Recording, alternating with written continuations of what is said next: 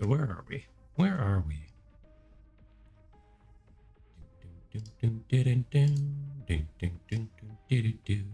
Hello.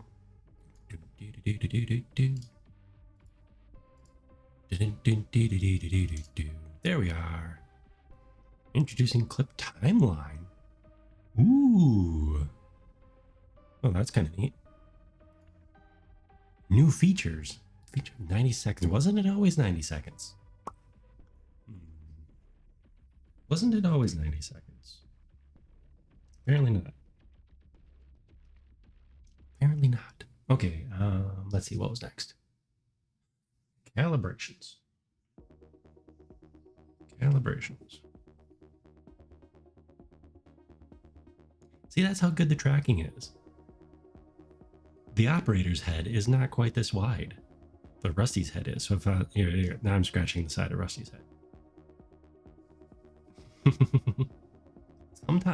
Sometimes this tracking. And sometimes there's fireflies are poking in through the wall.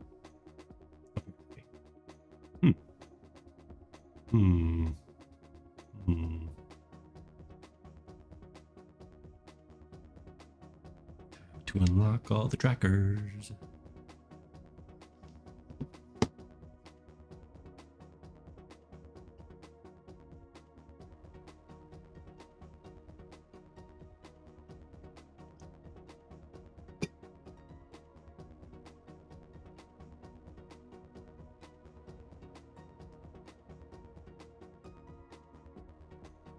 I should really use wireless earbuds.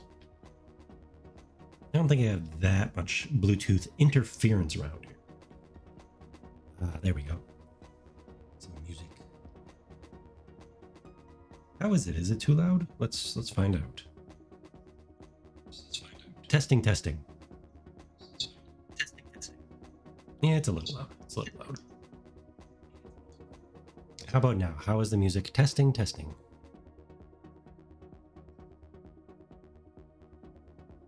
You know, it's not terrible. It's not terrible. Maybe just a smidge loud.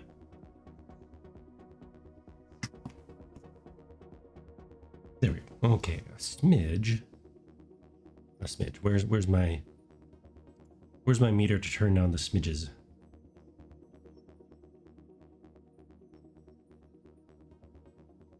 There we go. Negative 7.2. Hand tracking. Oh, my hand tracking just... I bumped it. It's a very fussy plug. I think they fixed that on the second iteration of the Leap Motion. There it goes.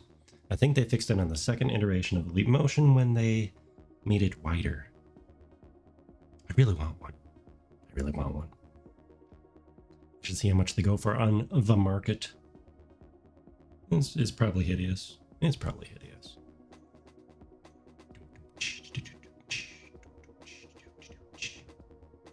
Where are we?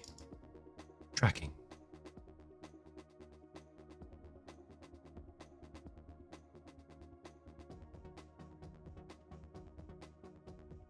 Loaded. Tracking.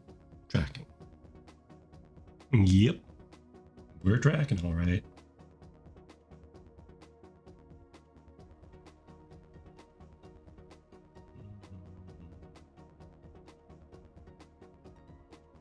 There we go. Okay.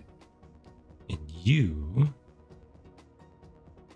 Wow, this is really impressive, isn't it? I should have like free tracking mode. Where I just, you know, actually puppeteer it.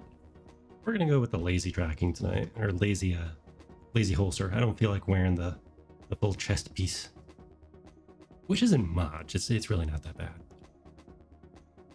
sweatshirt pocket will do for tonight. Okay, let's see. Now that we have all of our tracking here, let's reset VC face. Make sure I'm slouching so I'm in the proper position.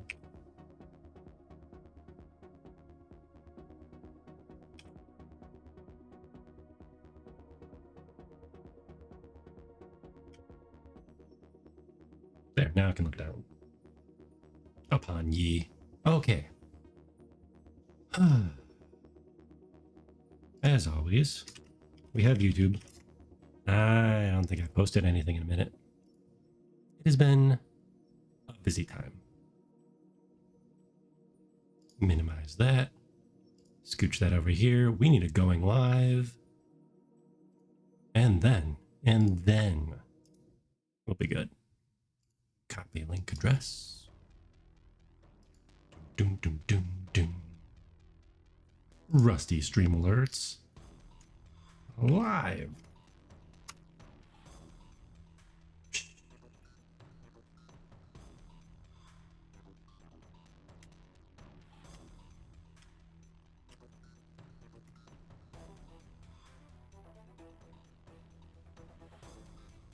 This one's kind of nice. Electronica theme 10 looped. You know, I almost don't need Winamp if I'm going to be not playing like actual music. As funny as that sounds. I think if I was playing, I mean, obviously royalty free music, but yeah, there's a lot of people that just play their Spotify and then mute the Twitch VOD, but or that track. Let me get my thoughts in order. Oh my gosh, that was terrible.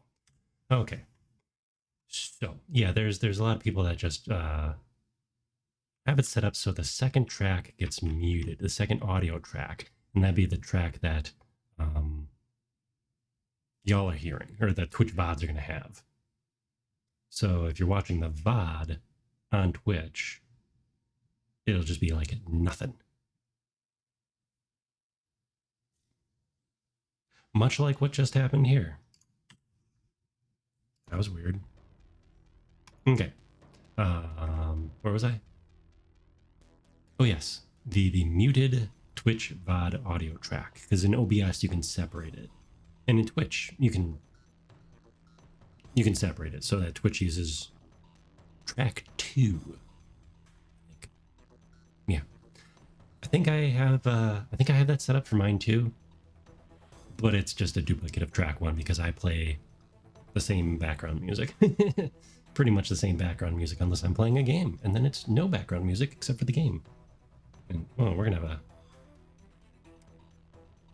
have a little lean to ourselves tonight, aren't we? Maybe I will go with the holster. There, maybe I will go with the holster. We'll see. We'll see how much I mind the sagging. I know it's a little bit more pronounced when I move my arms, but we'll see. For now, yeah. And I did notice with the model update, this model has some nice features, but also I'm not liking the mouth blend shapes like this. So when I have my mouth closed, it does the right here, does the triangle thing. I don't like that. That I like. I even shaved so it'd pick up the face better. Yeah, you can't win them all, I guess. You just can't win them all. Speaking of not winning them all, this Rubik's Cube just floats here. It just floats. No gravity, no cares, no worries. Just floating. Let's see what's up with that. Where are we? Where are we? We're in the office. Let's go find ourselves.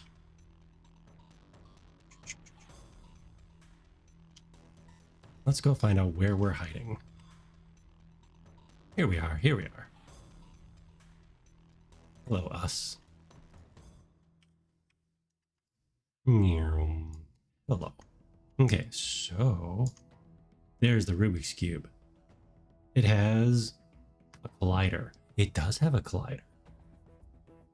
We're going to give it a little more than just a collider. Puzzle cube. It is a puzzle cube number 1.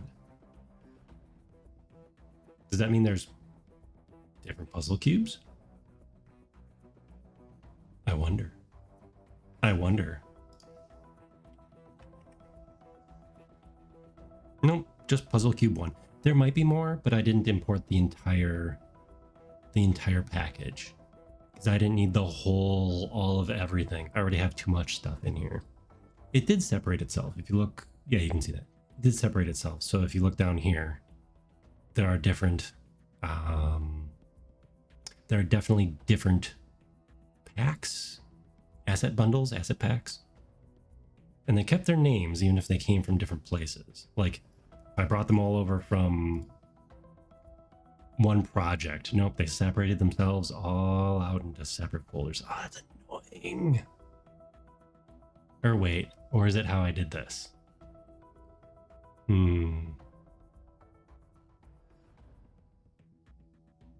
Nope, that might be my fault.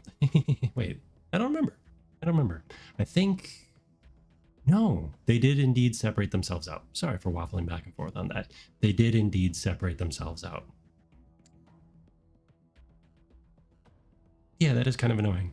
Because this should be all under one that just says asset library. Because that was from the asset library project. Look at all of them. So many of them. Ooh, wait, what was this? What's this? We have different footsteps? We have different types of footsteps. Oh, that's kind of neat. Not that you guys hear any footsteps because I have desktop audio disabled.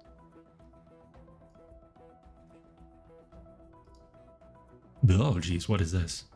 Oh, this is the robot that came with the robot dummy that came with the starter, the third-person starter asset pack. Yes, third-person controller. Here it is. It's kind of funny. One version of me is staring very intently at the library, and the other version of me is just like, meh. Input system. Very important.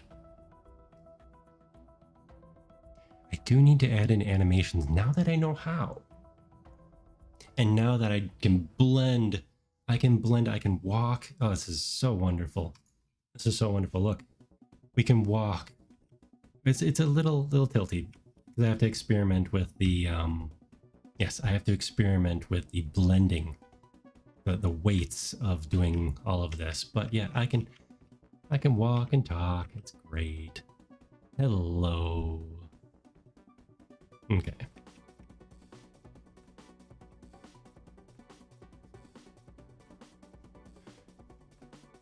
So what were we going to work on today? There's something fun I wanted to try.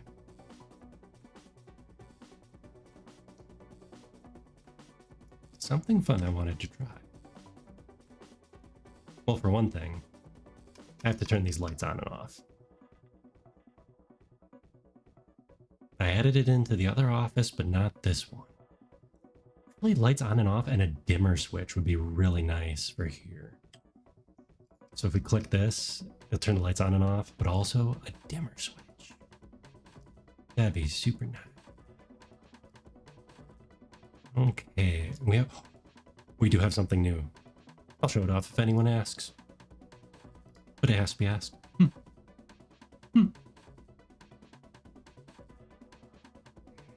I do need a way to diffuse these spotlights. Because look at that. It'd probably be a little bit less if I had post-processing turned off. Let's see how the post-processing changes it. That is something for down the road that I do want to experiment with, is tweaking the camera and well, mostly the camera. You know, like some of the camera effects and settings based on location. Whether I'm entering the collider, the target area, or if I'm just teleporting. Teleporting would probably be the easiest because I can just tie all of those commands to teleport command. Okay, post-processing. Post-processing. Yeah, let's just turn the whole volume off, I suppose. Okay.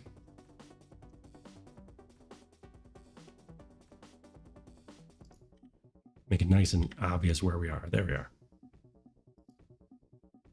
No, it's still just really bright light. Much more beige though. Yeah, we're much more beige. Without the bloom. You know, I should probably turn the vignetting down a little bit too. It gives us a nice atmosphere, but especially in here, it's just way too dark, isn't it? Bloom, bloom, bloom. Color adjustments. Oh, okay, it's not just the vignetting.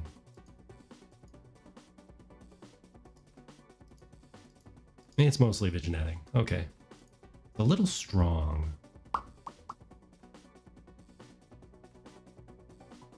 I do like it though. Maybe not this strong either. But maybe we just turn it down to like 0.4 instead of 0.4. 0.486. I wonder if that was intentional on my part. It absolutely could have been.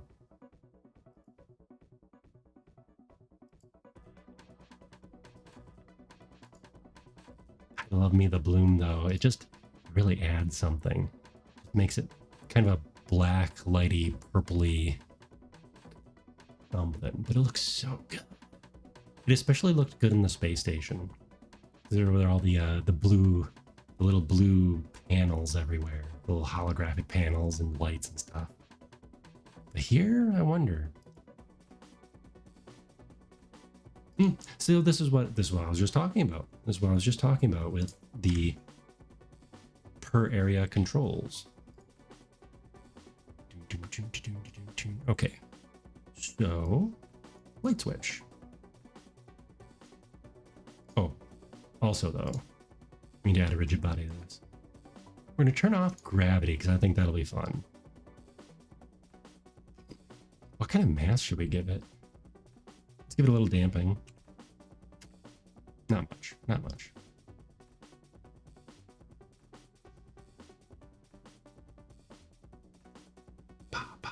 There we go. We need a little bit more light in the office. Speaking of light in the office, I have it. I have the toggle script on here, which is good. That's actually really good. I have the toggle script on here. We're going to drop our other script. What was that script? You know, I do feel odd when I'm not on the screen here, so let's add another one of me.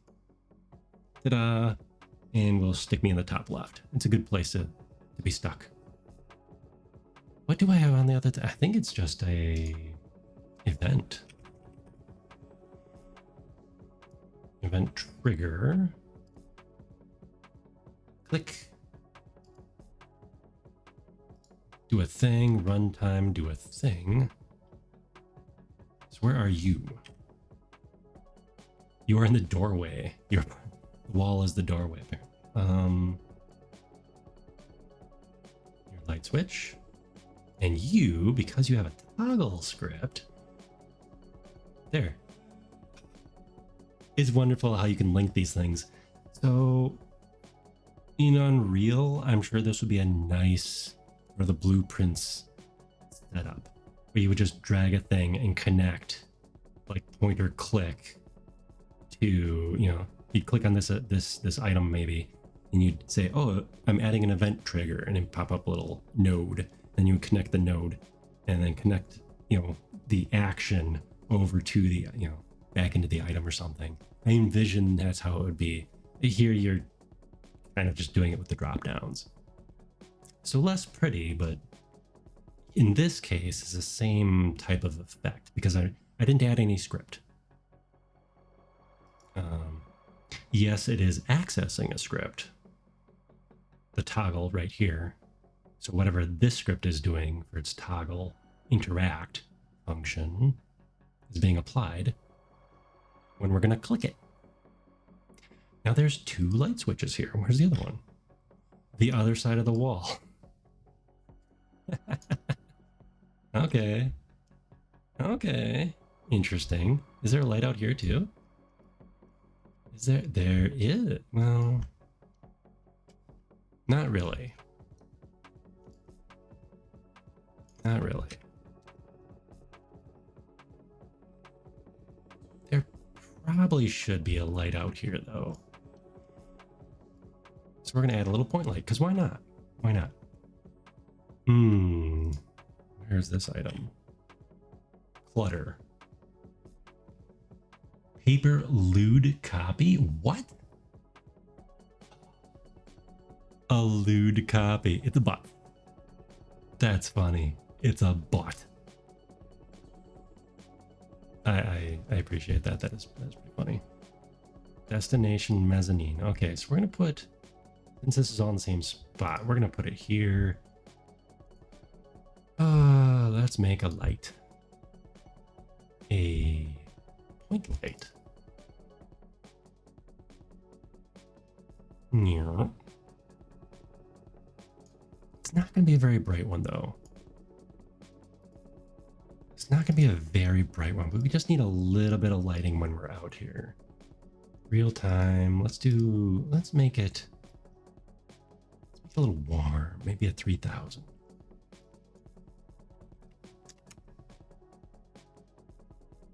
Range 10. Oh, no. The range is going to be like right there, and it is not going to be very intense. It's going to be flavor. Shadows. Ooh. No, it does need shadows. Soft, high quality shadows. I do enjoy me some shadows. However, the default state's going to be off. And this is how we're going to do it. Light switch. We are adding some scripts. These scripts should all be in the same spot, but of course they're not. Toggle.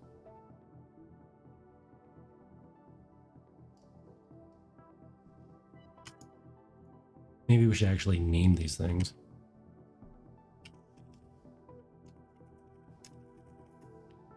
Maybe we should actually name these things. Okay.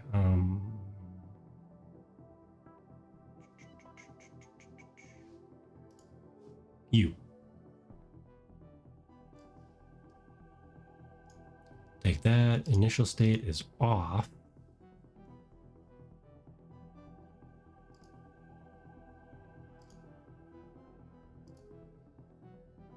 Pointer click. Add a thing. What if I can I bet I can copy this event trigger. So I can just paste it everywhere I want to do an on-off toggle. Is that candy?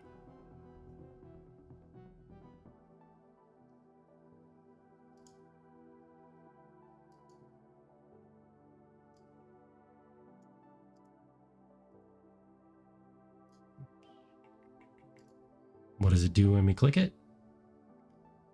It interacts. So now I can walk up to it with my character and it'll have this, well, like right here. New text. This is the little, the what do they call that? The hint, the interact text. I forget what that is in games when you get next to something and it pops up the command for doing something with it. So I click the E button because it says so, and it'll do whatever the description is set to, whether it's on or off. In this case, it starts off. See, the initial state is false. And so it'll say turn on. And then when it's on, it'll say turn off. You know, as one would expect, right? As one would expect. Okay, I've been wanting that light there for a while because it's just a little too dark. A little too dark when we do that. Out of order. They must have copied too many butts. Too many butts, so it's out of order. miscellaneous boxes, paper airplane. It is a prop. We might have to have a paper airplane just floating around. Just give it a little bit of a nudge and it'll shh. I'm gonna add that. That could be one of our Vipo things. Do I have a Vipo? I need a list just for interactive stuff. I've written down a bunch of it. Wow, I have a lot of notes. Controls. I need a new page. I need a new Vipo page. Okay, what is today? 12/22 already. Oh my goodness. 12/22. Vipo notes. Paper airplane. It fits the office manager aesthetic, I think. Paper airplane. Copier and printer. Shenanigans. I think we should have networked printers around the factory, especially when we add more parts to the more buildings to the factory.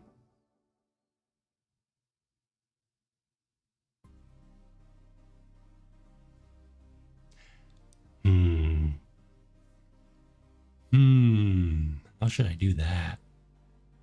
The lighting for the factory needs adjusting. I think for now, we're just going to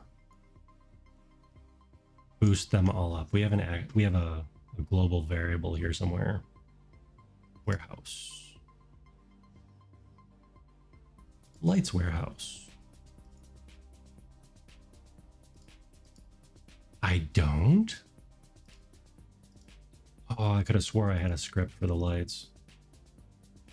A warehouse ambient. Let's get ourselves a top-down view here. Okay, so we have warehouse ambient lights. No wonder it's so dark in there. No wonder it's so dark in there. Okay, and then we have the spotlights.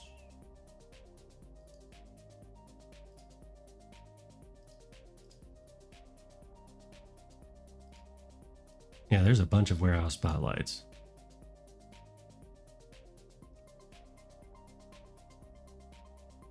Because those are the lights that you see hanging from the ceiling. And they do cast. Allegedly high quality shadows. Allegedly. Not real time. We definitely need those lighting controls in there. But that should be part of my admin interface, where I'll be able to, my quick menu where it'll pop up an interface on the screen that will not be shown to you guys because I'll have it cropped out. I think I'll have it when Rustyverse is running. It'll be like along the side or the very bottom, probably along the side because we don't need widescreen. Yeah, we don't need widescreen when I'm just a little thumbnail in the corner. Yeah, it's definitely a little dim in there.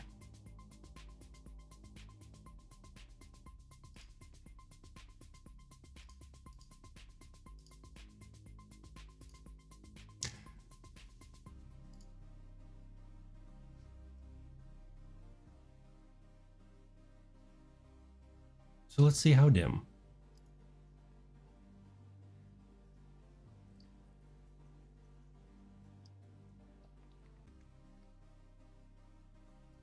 And it is one of those things that's fairly subjective, unfortunately, for me.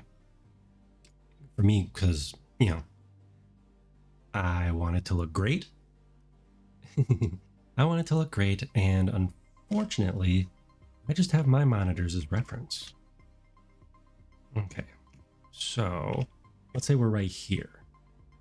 How does this look? Let's inbignify. So it's kind of hard to really see what's in the background. I'm looking at my secondary monitor. Actually, I'm looking at OBS. And these two monitors are different. In fact, this monitor is old. This monitor is probably like 15 years old now. Rockstar of a monitor, though. The monitor directly in front of me is a 1-year-old 2K HDR, whatever. I do not have it set to HDR, though. I have some of the bells and whistles turned off because it interferes with streaming. Yep. I have it set to standard mode instead of HDR, color, lighting, whatever. And I think I had to bump the hertz down because otherwise OBS, or when capturing with OBS, I was getting like horrible banding and it was dark in the colors. So if you go back a year ago, it's like some of the stuff I was doing was like so hard to see. I'd zoom in on something and there'd just be like, well, I wouldn't even have to zoom in, but there'd be like color banding and everything was super dark. This is too dark. It looks good to me, but not really on my other monitor over there.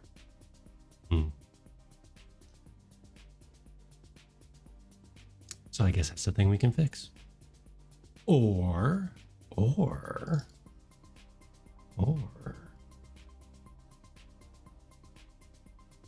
come on. Too many things. Too many cooks. Post stuff. I wonder if you can favorite things. Can you favorite things?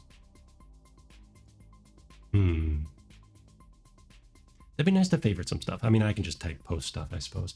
Okay, so there is post processing.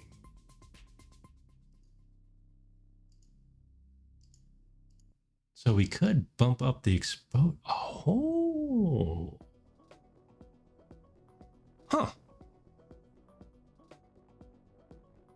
Hey. You know, instead of boosting the lighting everywhere, what if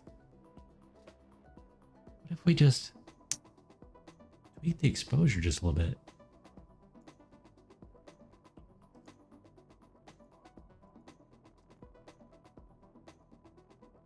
It won't interfere too much, and then it won't, the lighting won't be uneven. Because if we just increase the power of the lighting, one of the problems will be wherever I don't have the point lights or spotlights or whatever, wherever I don't have those tweaked, it'll still be dark. So if we do this. Oh, we could do a hue shift. Oh. Oh.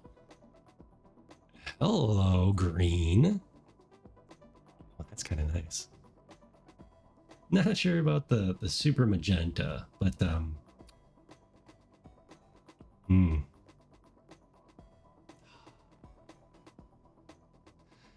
So back in the day, when I was first dreaming of this project, like, man, I should go with that lovely grassy mint green look for the retro computer monitor.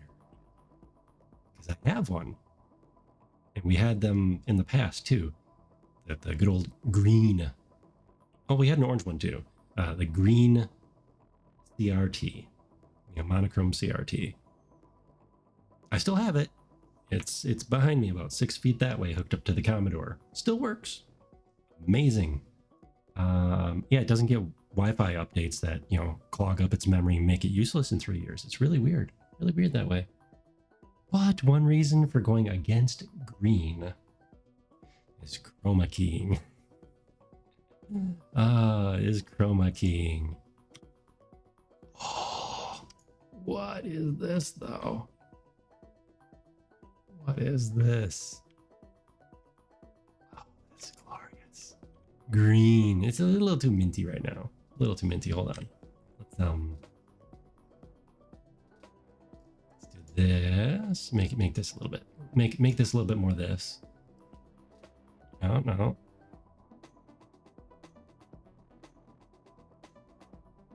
about there?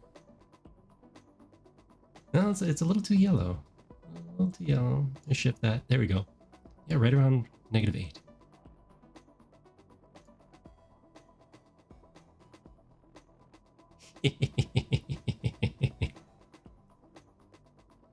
Yes.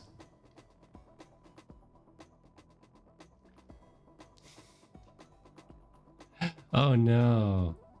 Okay, unrelated to the chroma key green. This is me smiling. I don't like that.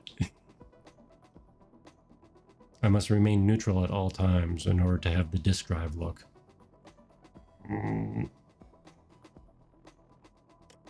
Yeah, it's something to do with the cheek blend shapes. Or dimples? Maybe it's the dimples.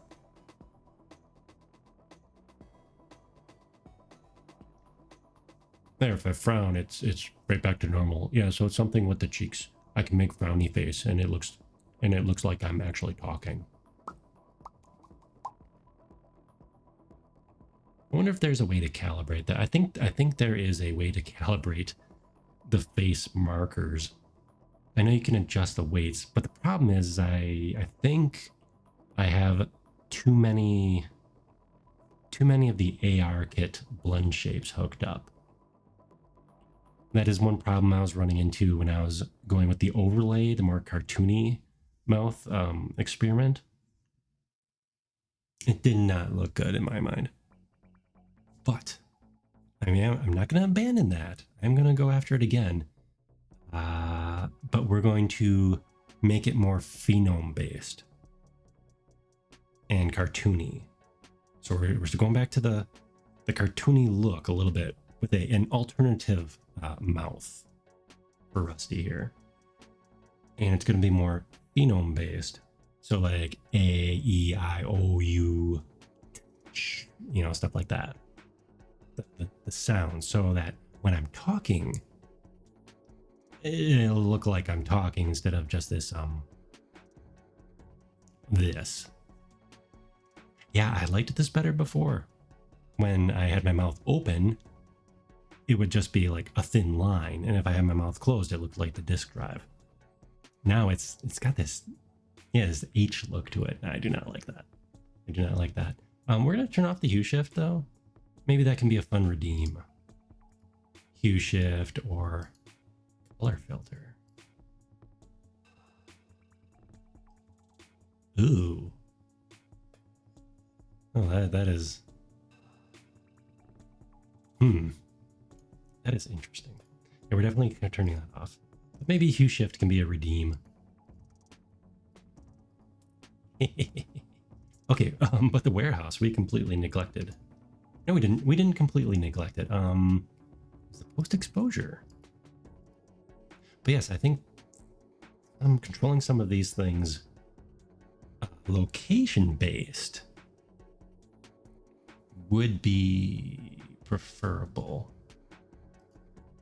Because out here, I don't think I really need... Yeah, out here I think we're fine. You know, the vignetting is good, it's bright enough.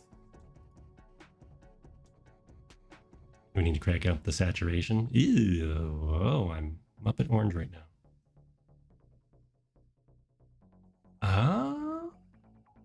I'm getting ideas for toggles right here with the post-processing. There's another fun thing. I think we can actually bust into like halftone somewhere in here too with some more stuff. Turn this to 0 and turn it off so it's not doing anything. But yeah, we'll have to stick this into code teleporting so we can adjust these things.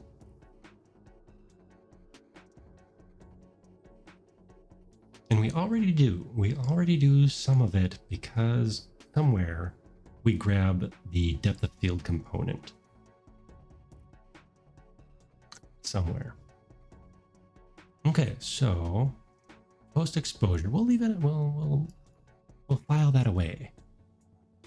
Although it is a little dark in the warehouse, admittedly.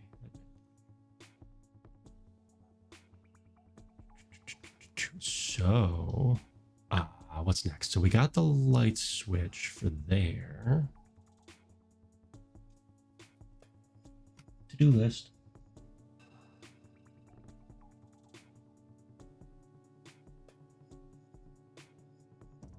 Ah, okay. Drop the wall away and place with screen. This one might be tricky.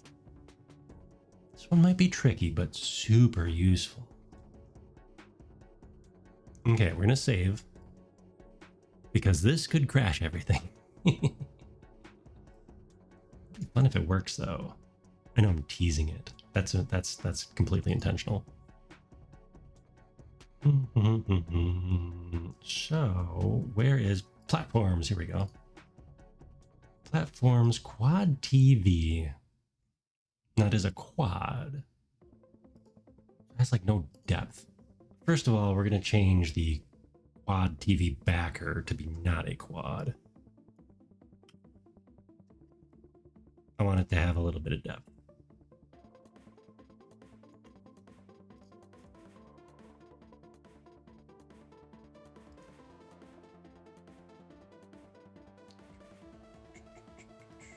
Which way is Z? That's position, not we want position.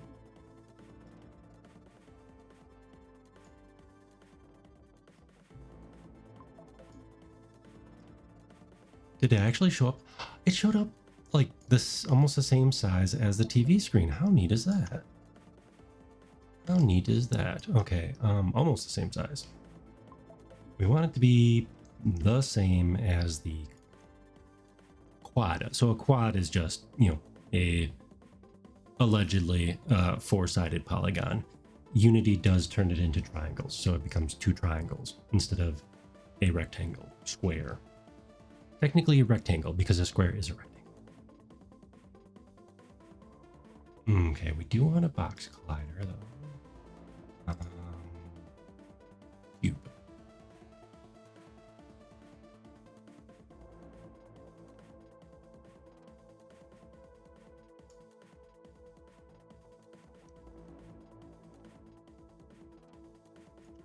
We want it to be a little bit taller.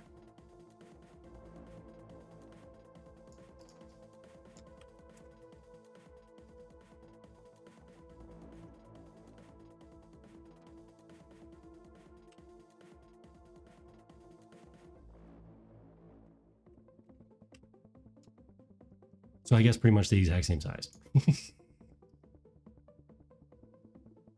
Okay. The exact same size, just thinner. Possibly even thinner. Let's make this a nice rounded mathematical-ish number and bump it back to right about there because we do not want it interfering with the screen. You might not be able to see it, but the screen is right there.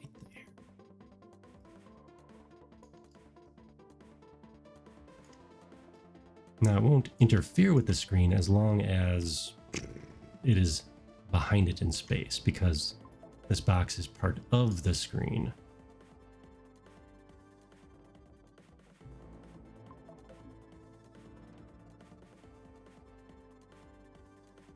Part of the screen, which means we do need to make it just a smidge bigger. 0.02. There.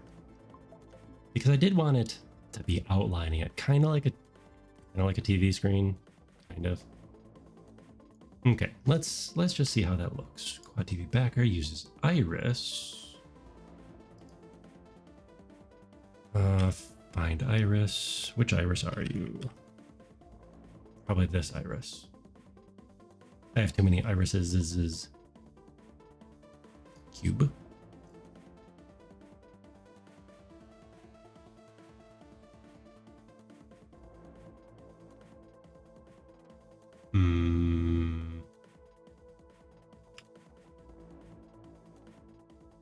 There goes materials. Welcome to a Monday stream. Welcome to a Monday stream with fun. Yeah, it's fun. Okay, so we have a box collider, so we're going to remove the mesh collider. I don't know why I guess a quad would need a mesh because it's flat. I don't know. Anyways, we have a box collider here. We do not need one here. I do not want them to have separate collisioners.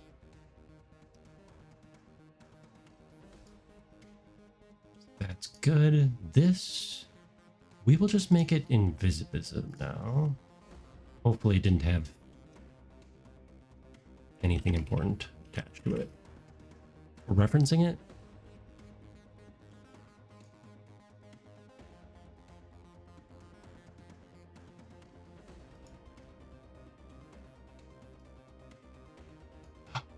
Oh, neat. That's neat. It does have... Here we go.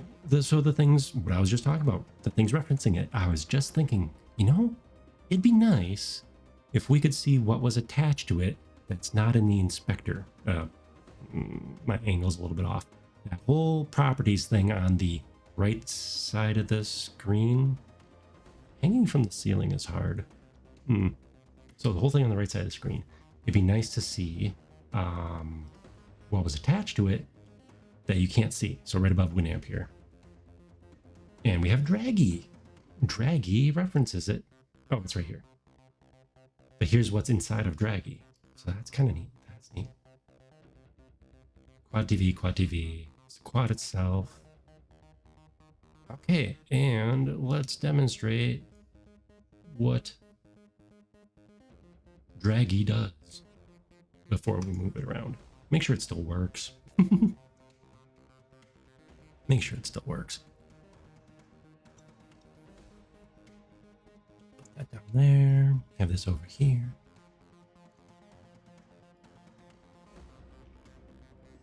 Nix, you're just in time to see what Draggy does. You know, I forgot to turn on the camera light. I wonder why it's not on by default. I should turn the camera light on by default, even though it is a little... Maybe it's on, it's just really, really dim. Because that would definitely help in the warehouse, especially. Draggy, yes. Oh, you have to make a decision. Do you want to know what Draggy is, or do you want your Wisco fact?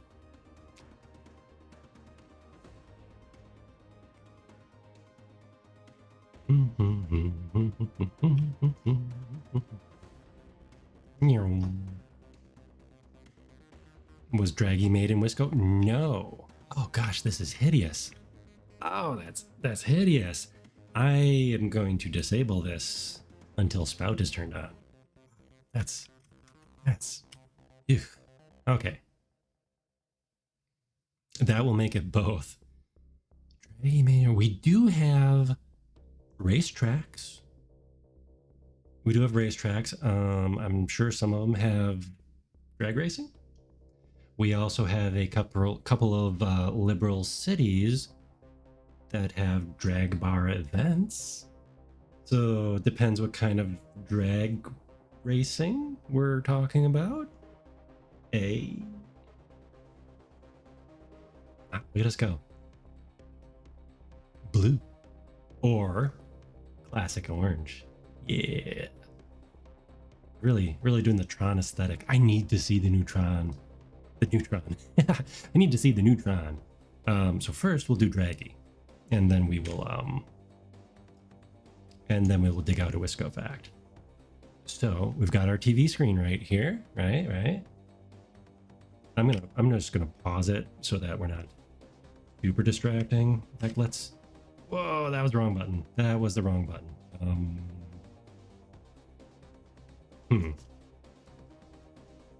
That was the wrong button. I meant the button above it.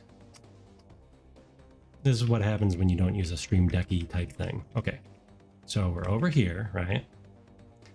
This button. Aha! There we go. Did it again.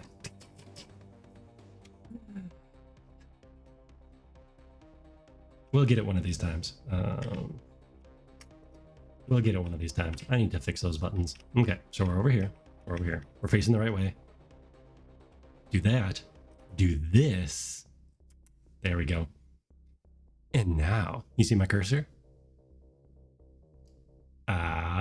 We can reposition the screen. Yeah. In fact, we can reposition it while we're moving it around for extra fun. Draggy. I'm dragging it. I'm dragging it to pivot on the X and Y rotation. It's a little jerky. I can't figure that out. It's like there's something fighting it. I think to combat the jerkiness. See. It's like it's dealing with micro movements in between frames. You know, like 60 frames per second is what we're running at, and it's like it's not smoothing it out quite enough in the interpolation. So what I need to do is adjust the script to lerp just a little bit more. Yeah, lerp it.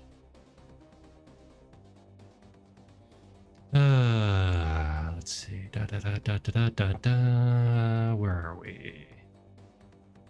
See, we're even going half the speed. Where's my lerp speed? It's already turned down. Turned up. Turned down. Turned up. I guess we can make it even more. But,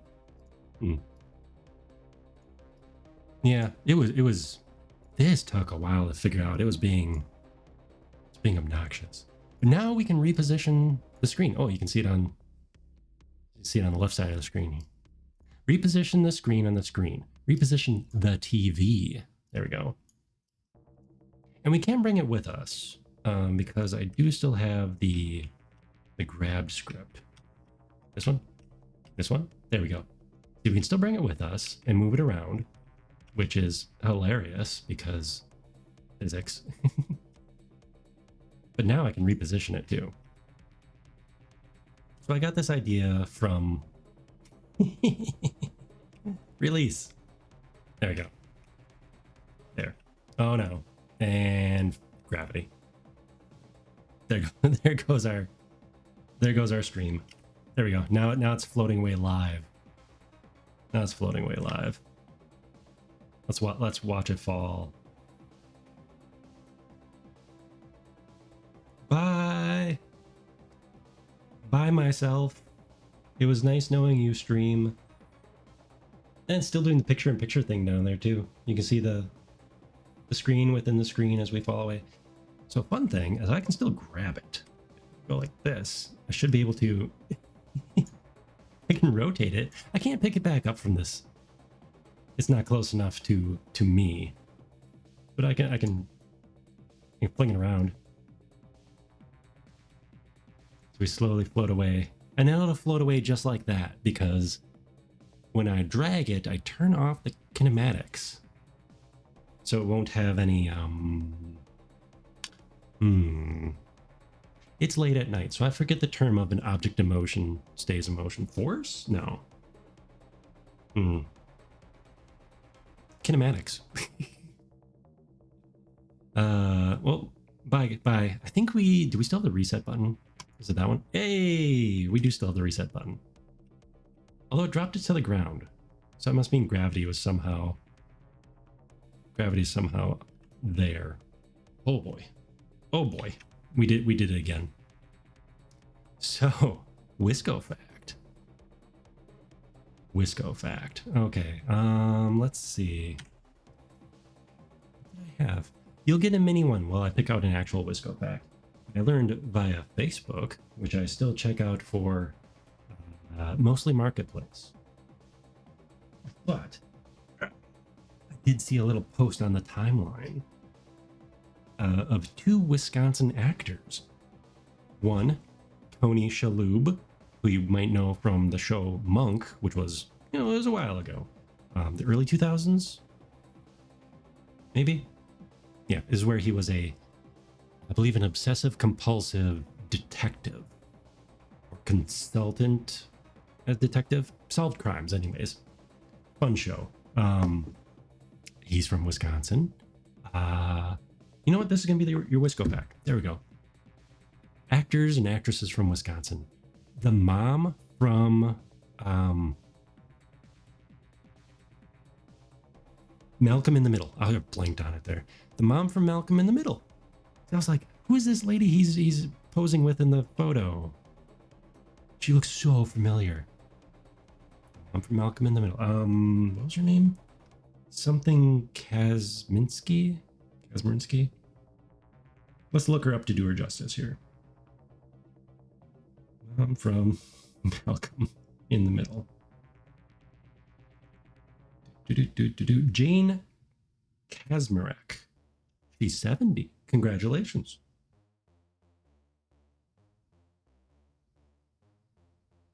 Lois was the character in Malcolm in the Middle. I don't think it took place in Wisconsin, though. Who else is from Wisconsin? Mark Ruffalo. He's from, I believe, West Dallas or Waukesha. Who else? You know what? Let's just do a Google. Actors from Wisconsin.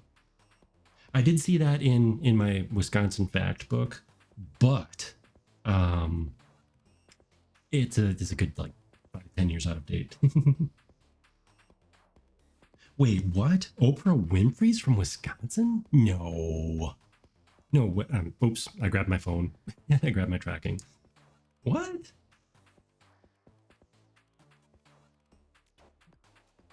Wait, what? Okay, I didn't know all of these. Oh my goodness. Huh. This is new to me. I should have looked this up. I knew some of these. Okay. Tony Shalhoub. Heather Graham, known from Austin Powers, Boogie Nights. Mark Ruffalo, as in the Hulk from the Avengers movies, the newer ones. Willem Dafoe, born in Appleton. Known to hate on the Fox cities, or at least, where he grew up. Can't win them all. Orson Welles. Orson Welles was born in Kenosha, Wisconsin. Spencer Tracy. Yes, we have some older ones. Where does it say Oprah? Yeah, Chris Farley, of course. Chris Farley from the Madison area. And Gene Wilder was born in Milwaukee. Yeah, we got some famous people here. Bradley Whitford, who is from The West Wing and Get Out. Also from Wisconsin. Okay, cool. I didn't know of all of these. I knew of some of them. But yeah, Oprah Winfrey is apparently from Wisconsin.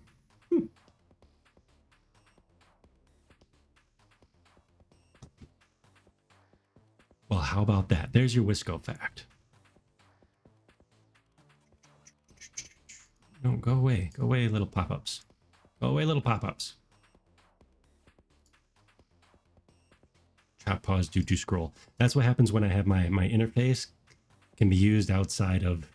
when my interface can be used outside the window. Gotta be a way to lock that down. I'm pretty sure there's a way to lock that down. Okay. On the Tony Shalhoub note, he has a show. It doesn't make sense what channel it's on. It's on like CNN or something like that. But it is I believe it's about baking, and like different baking traditions. And he has at least one or two episodes in Wisconsin. One of them with his family, I believe. Like, yeah, different like cooking or baking traditions. I'd watch it, but I do not have the cables, so I'll have to catch it like when I go visit someone who has such a thing, or find it on the YouTubes. Okay, so Draggy is a success. Glitchy though. Oh no, don't do that.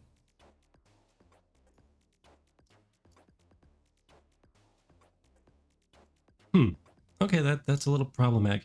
Oh, that must be the reset script. The reset script put it on the ground. So what we should do with the reset script... Let's go find it. There it is. we've got our own reset script. Yeah, take that. Okay, so the reset button, which is one of these buttons right.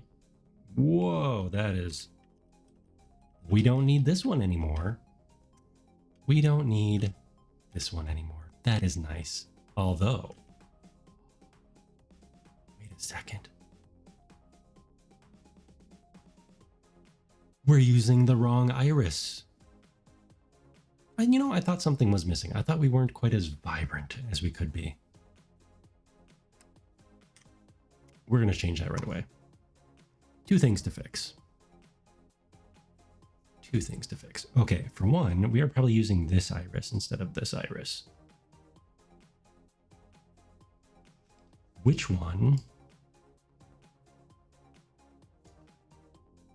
It's nice that we found out. So today we're doing a little bit of housekeeping again. Let's see. Iris. Oh, it is the brighter one. Since it's brighter, it also has more bloom. Okay. That is super easy to fix.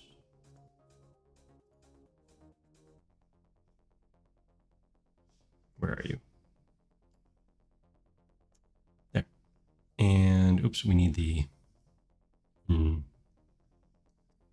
How do we see you? I guess we see you by just going like this. Where's my eye?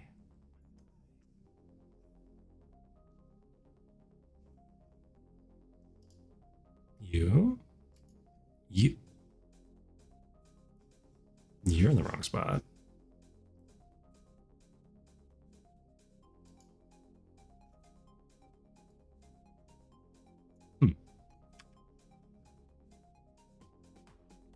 Lens gyro. There we go. Lens, iris. There, now we have brighter eyes. And all thanks to something we didn't disable yet. Thank you, thing we didn't disable. That your service has been noted or something. Buzz way over here. You. Move thing interact. Platform's red button. Okay. TV holder, quad TV, object N in TV holder. So TV holder needs to go up a little bit. There. It's my do a thing. I think that's my do a thing script. Where's the button? That button. Platform's red button.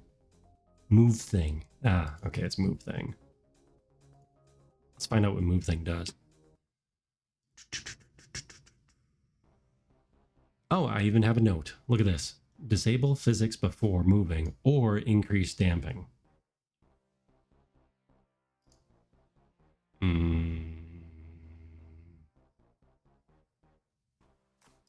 Oh, the damping would be on the quad TV. On the rigid body. Here you go. Linear damping 9. Yeah, we increased that quite a bit. So it doesn't just start flinging all over the place.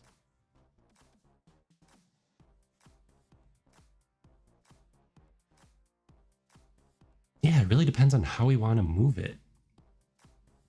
Maybe I'll have 2 buttons.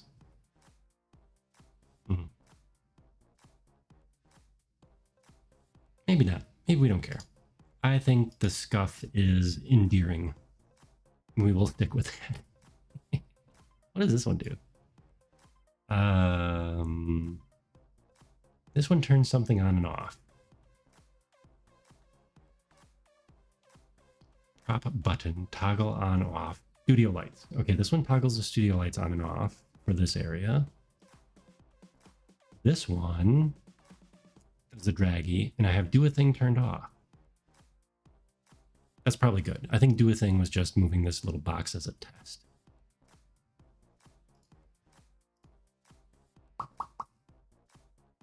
But yes, draggy. Okay, so is that good for testing? Ooh.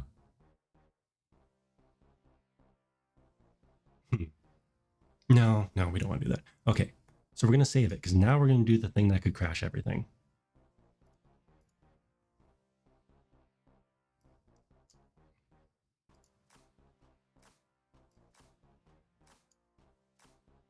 We're making Quad TV a thing. And we're going to instantiate a thing when we press a button. So let's see if we can break a thing. Let's see if we can break a thing. Okay. Where is instantiate chair? Where on earth do I have that? Just so I can copy the code so I don't have to mess with it.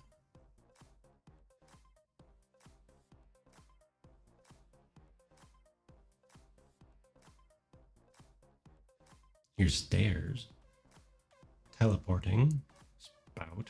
Drop cam.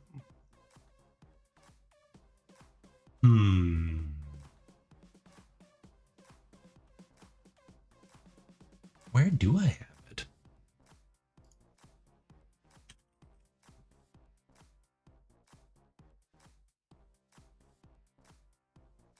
Oh boy, this is gonna be tricky. Let's just start looking for it, I suppose. Keycode.r. R? Aha. That's not it.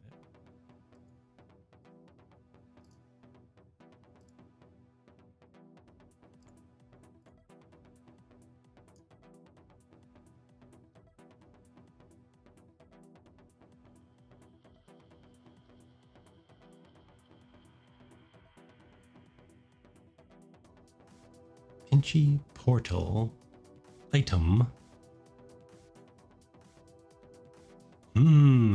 Is it in delete me? It is not in delete me. Okay. I mean, it was worth a shot.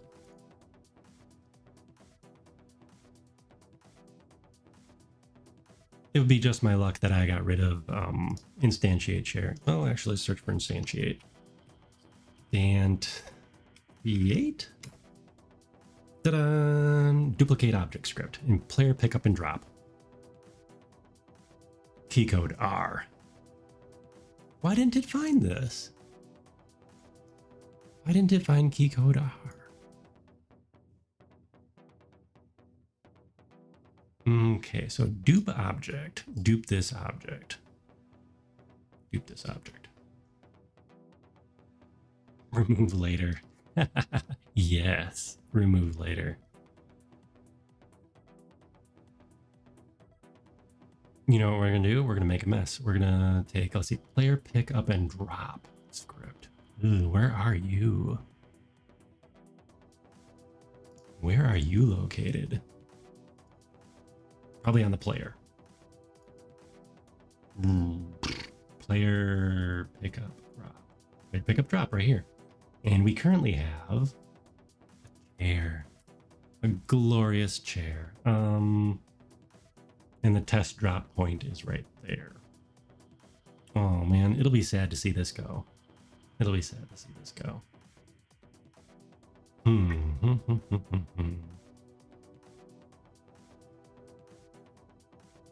So what we're gonna do is go back to this, put this right there, and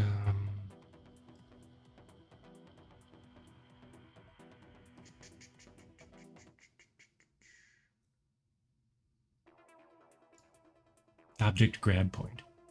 That's probably where I want to do. Okay, let's see how disastrous this is. This will be fun. Go into nice big open space. A nice big open space. How about right here? And okay. Not disastrous. Hey, it's facing 90 degrees the wrong way, but that's okay. Oh, that is interesting. And it is definitely in front of you now because, yeah, because we're in the wrong area. And it's still going to be in front of you now because that's where it is. Oh, the fun thing is we should be able to move it. We should be able to move it now. Move it. Because it should have all of the scripts attached to it since it is a... Wow. Picture in picture in picture. Oh, you can't even see all the cool stuff. This one. There. We can move it. That is nice. So I made it a prefab. So basically anything that was attached to it. Bye. Anything that was attached to that, scripts, animations, anything.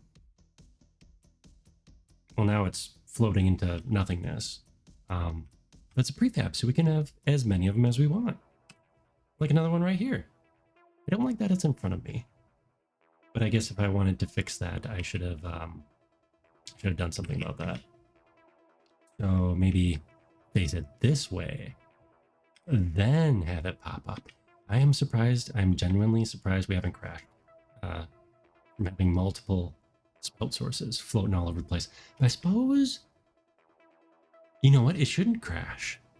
It shouldn't crash because yes, goodbye screen. It shouldn't crash because they're all sharing the same render texture. The beauty of optimizing just a little bit. So we take this. And we go, and we just let it slowly go. Maybe the damping's a little too strong on that. Maybe I should turn gravity off. Yeah, I might need to turn gravity off on that. Is Matt? Whoa, hey, we float into everyness. Getting a call. And now that you have a phone, hey, you have a new phone. Not as brokey.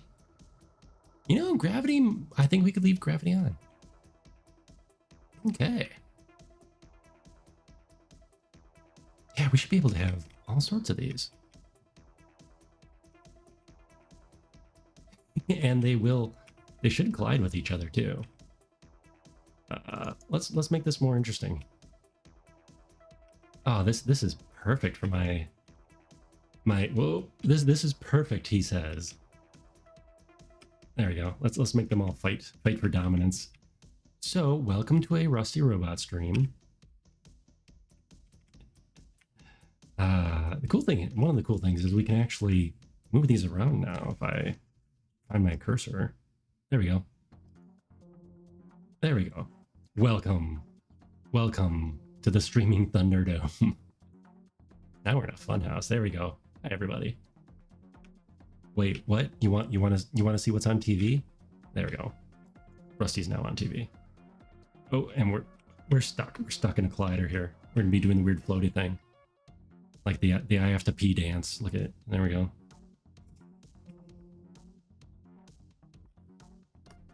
It's where we're somehow stuck in the flying animation because of colliders.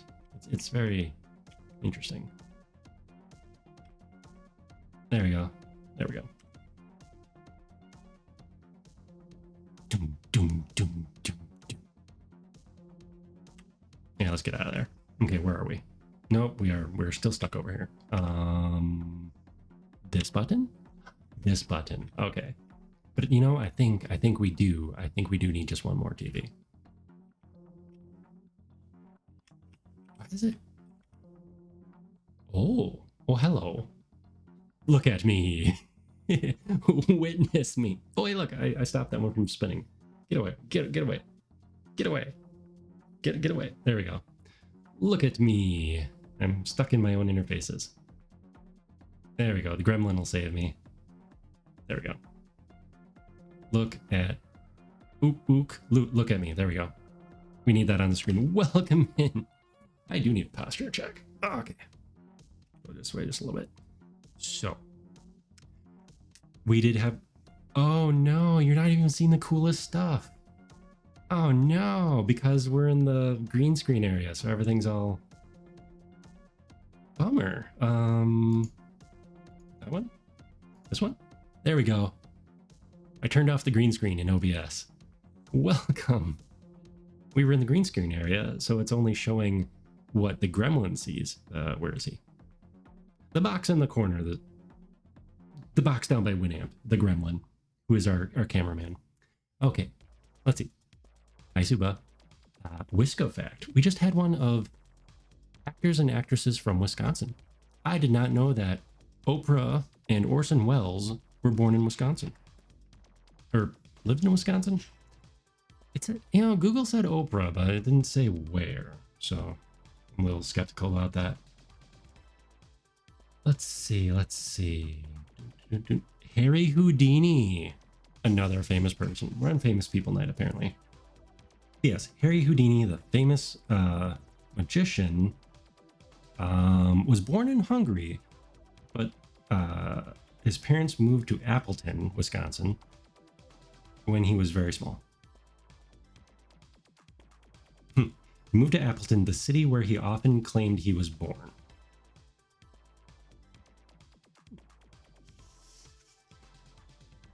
Is there a... Oh no, my Twitch has covered up. Is there a Wisco fact about Rusty Robot's origins? Like where the robot head parts came from? Sort of. I've not decided on where exactly the Rusty Robot factory, where it's located.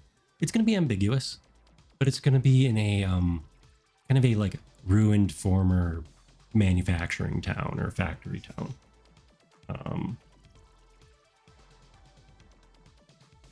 Oh yeah, Tom Wopat was another famous actor. But yes, where the robot head parts came from, they are part of the trusty factory automation line. Okay, come on, let's find a decent Rusty Robot fact here. Dun, dun, dun, dun, dun, dun, dun. What? Okay,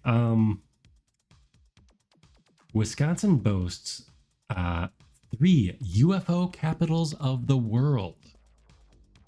Belleville, Wisconsin, which is near Madison in the mid-central or mid-south, central-south, south-central?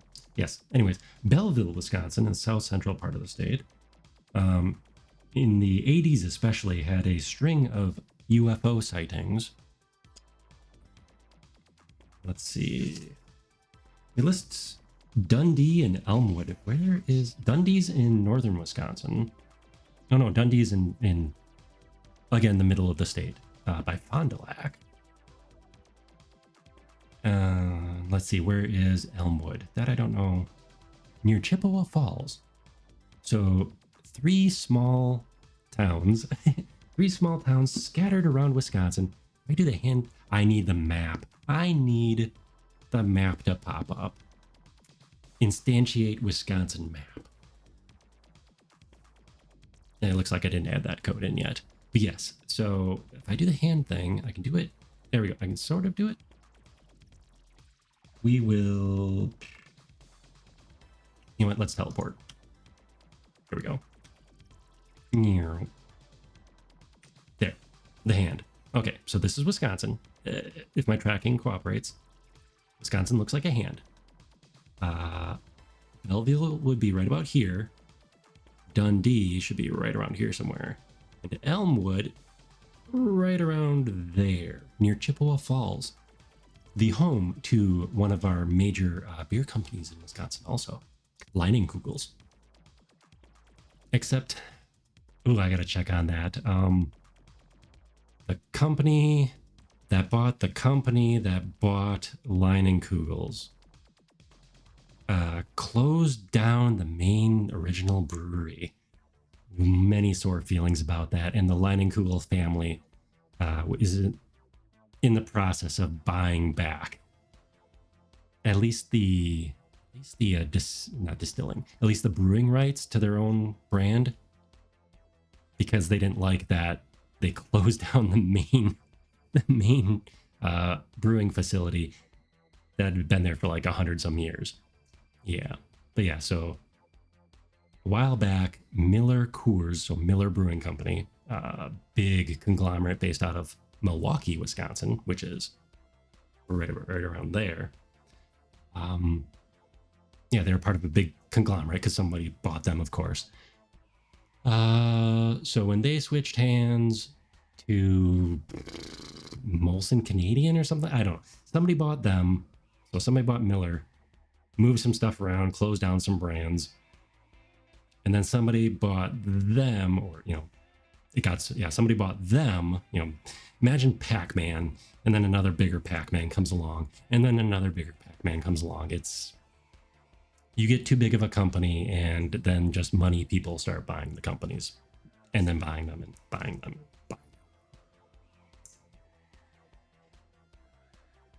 I doubt you'll be in Wisconsin anytime soon, but even if you don't drink, the Miller Brewery is quite an impressive facility.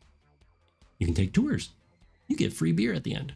Although I think you might have to pay for the tour, but you get beer at the end. It's good times. You get to sample from their vast array.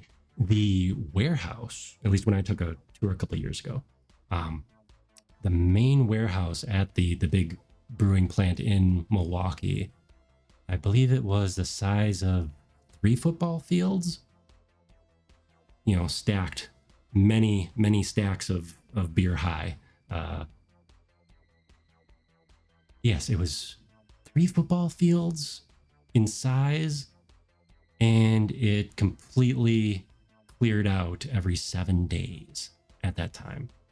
So they brewed and canned enough beer there that filled up this massive warehouse, and basically nothing stayed there for more than 7 days.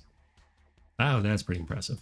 This was a good 10 years ago. So, I mean, how often do you need to take a tour of the same place? That doesn't really change. But, yeah, that was about 10 years ago or so. So I don't know what their current production is, but that's impressive. Impressive.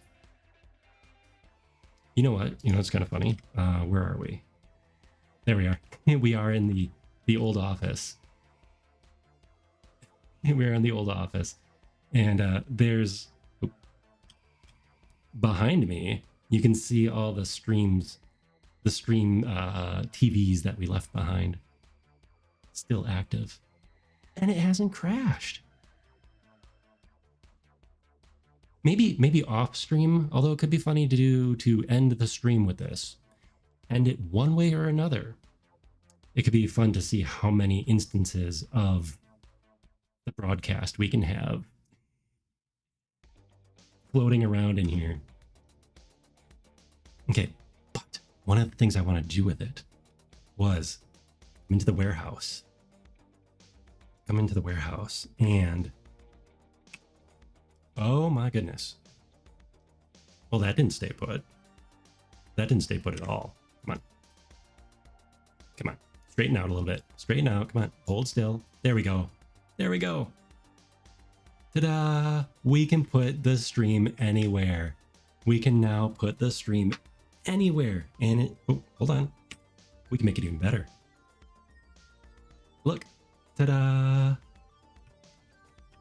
Ta-da! I mean, we can make it stop being trippy too. We can pause the stream, but look.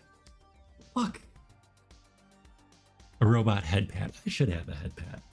I like how Dead Sun does it, where it's actually 3D and like pats his head a bit. I don't have any what are they? Tensors? Are they called tensors?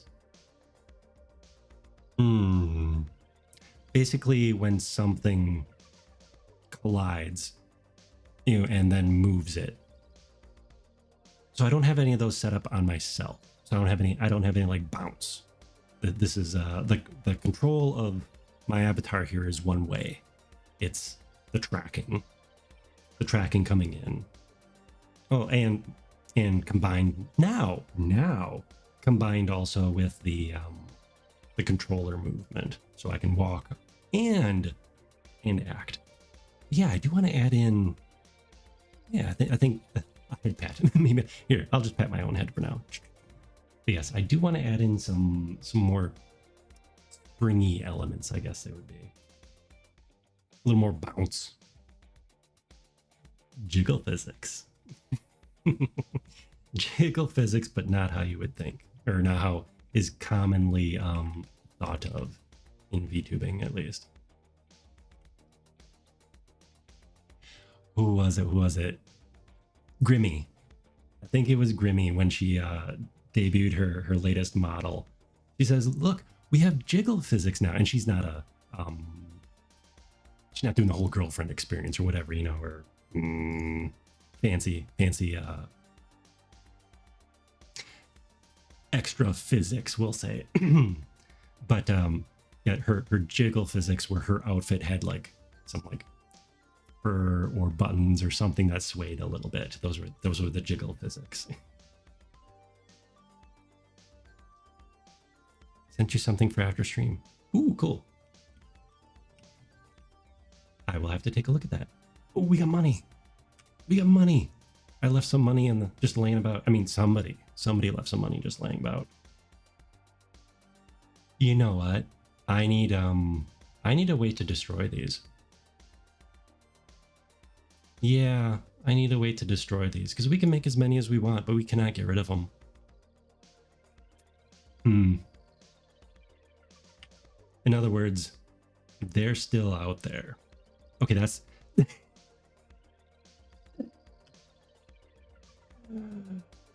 let me say that again. They're still out there, he says as he teleports to the spooky red light area here. I can make it better. Oh, I need to change that. That's broken. That should be orange. Another thing to fix. Although I do want to check on the oh, where are they? They should be over there. Or are they over there? They are. There they are. Way over there. What a mess. Let's go visit the mess. The mess. Welcome to our fine mess here. And I wonder what my decision was to put the collider only on this hand. Can I walk on this? I can walk on this. Get out of here. Get out of here.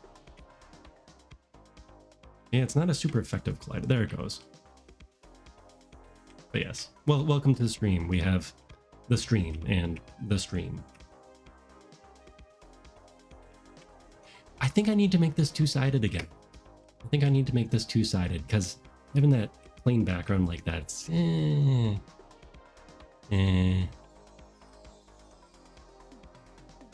yeah, we need to change that back. Okay, well that was fun. That was fun. Maybe one more for the road. There we go. Just up.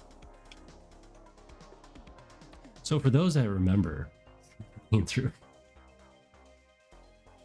So for those that remember, I remember Instantiate chair. Instantiate chair was a good time, where I filled up the office with chairs. Oh, we're floating. We're caught in a weird collider right there. But yes, so I had it where we just drop chairs from the sky. Well, now we do that with our stream. Yeah, baby. Whoa, that's new. That's new. And we are definitely stuck in here somewhere. Where are we? There we go. I should have them be random sizes. That could be fun. Have them all be random sizes.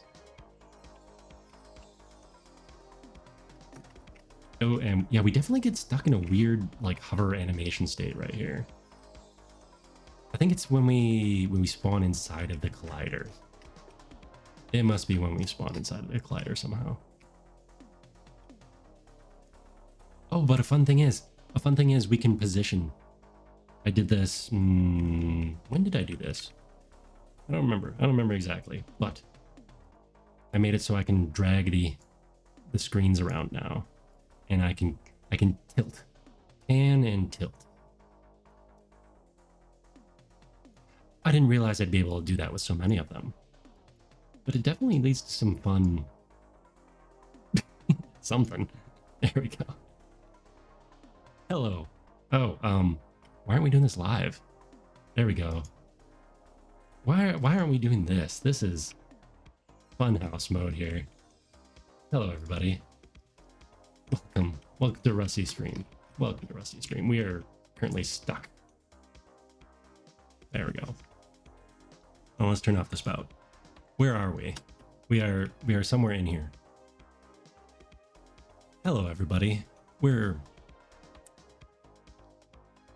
stuck. We're in here somewhere. Good enough. Good enough. Good night, everybody. Not good night. Not good night. Turn you off. Turn you back on. Where are you? Put you back up in the corner. Oh no, did we break you? We break you. There we go.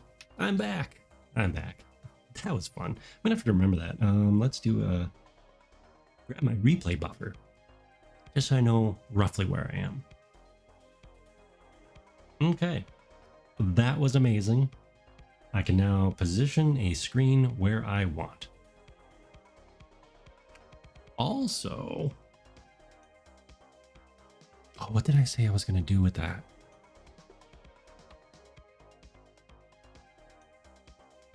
I think I was going to turn off.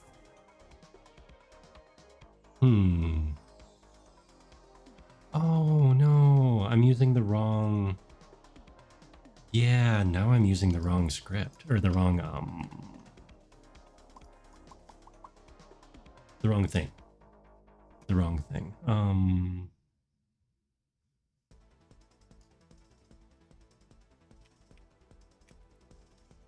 Let's see if I can fix that. Okay, so we've got that. Can we unpack it? No, we don't need to unpack it. Here we go. Material. TV backer. There we go. We need to grab the correct iris. It's this one. There we go. Okay. That should do it. What else were we missing? The mouth. The mouth was missing the iris. Okay, so we're out of that prefab. That's fine. How do we get out of there? Back button? The back button, of course. Okay, we need a mouth. Mouth.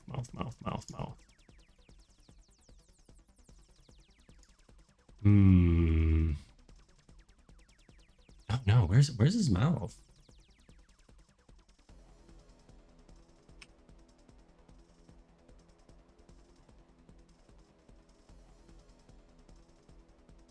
Mouth.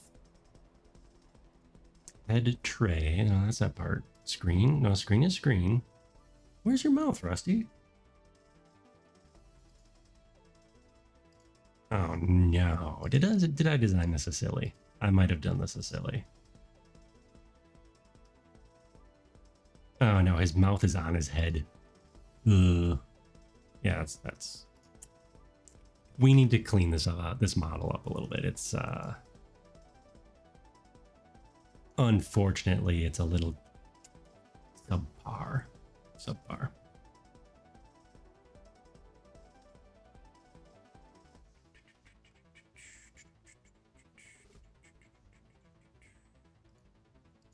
New mouth. Oh, it looks like I included new mouth, which was the. I wonder if they're in here. No, they can't be in here. New mouth was the cartoony experiment. It didn't quite work out. Didn't quite work out.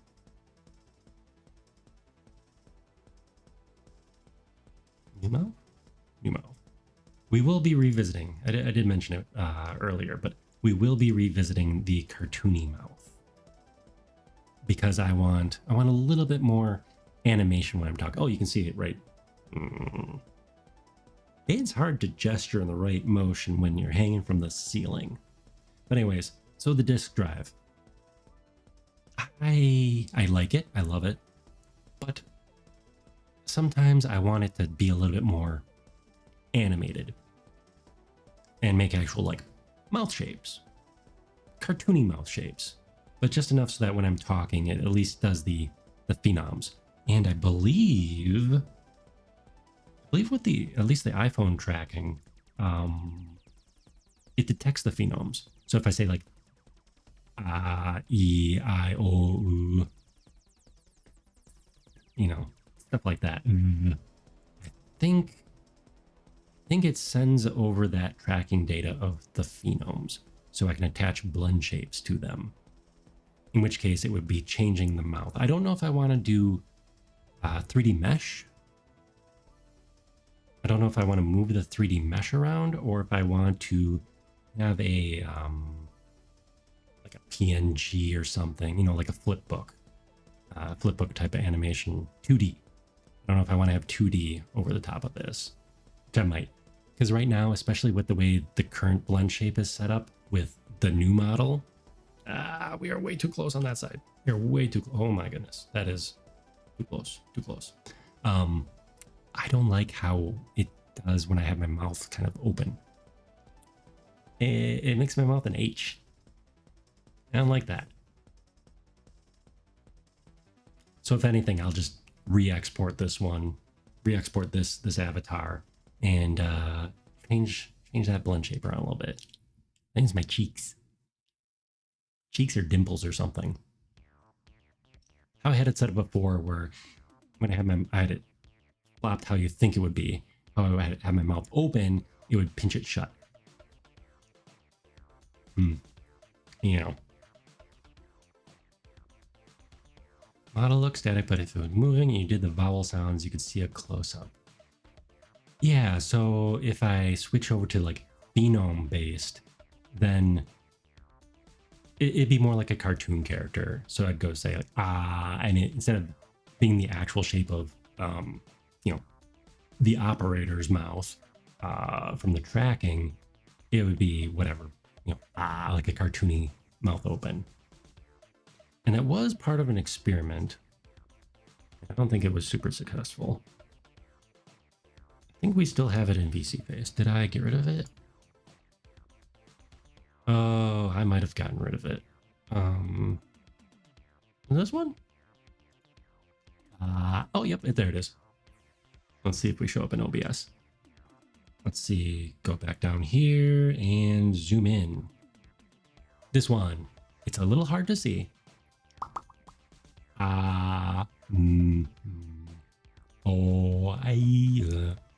Smirk. Yeah, it's a little hard to see, but smirk. So it's definitely more emotive because it's, you know, actually tracking my face, but I still want it to be a robot. So I have it more clipped like a flat plane instead of, yeah, it's really hard to see though, because I just have it like an outline. It is out of the robot. It is currently like projected in front of, because this was just for testing. Let's see if I can get it. I can only put my hand so far into my skull, I suppose. La la la. Wah. So it does better mouth tracking, but I was trying, I think, too hard to keep it to look like a robot. So it's not moving my cheeks around because I don't have cheeks. You know? Whereas, you know, it'd be like pulling my dimple up, or, you know, moving my my cheek, not my cheekbones, but moving the facial markers that it's actually tracking. The penalty, the downside of not having a humanoid model avatar, it's because we got the hands, you know. Yeah, well, flipper hands, anyways, for now. But yeah, it's on the to-do list. Let's switch this back to me. There we go. I just love it. It's neat though, this whole VTuber thing. How you can just go, oh, I want to look like this now. Which means I should also put the other outfits back into the lineup. The other outfits. Do I even have those? How far back do I have to go? This one? This one? This one? Whoa! I might have fixed some things with the tracking that currently don't show up now. But yes, we had a farmer outfit. This one? Nope. This one. This one. Yay, we had a farmer outfit. Yeah, high legs. For when I wanted to do like Stardew Valley. I was very tempted to do Stardew Valley streams or Minecraft or something like that and look like this. Not like this, unfortunately. But I don't want to adjust the camera right now. Let's pop that other avatar back. Rusty. This Rusty. There, now we're the correct Rusty. Zoom out. Put you back up there. I might still have some of the outfits in... I do. Here, let's break it for a second here.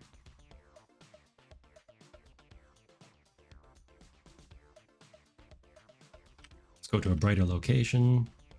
And... oh, we're gonna have to break ourselves a little bit here. Turn you back on. And you. Not you. This one does not have the textures properly assigned. Yeah, because that's the colors are off on this guy right here. You maybe? I had to clean out these other models anyways. How about you? Are you set up properly? Nope, you are stuck in the floor. Why are you stuck in the floor? Nope, I think when I brought everything into the current version of Rustyverse, I broke the textures on that guy for some reason. And now I'm sitting on his head.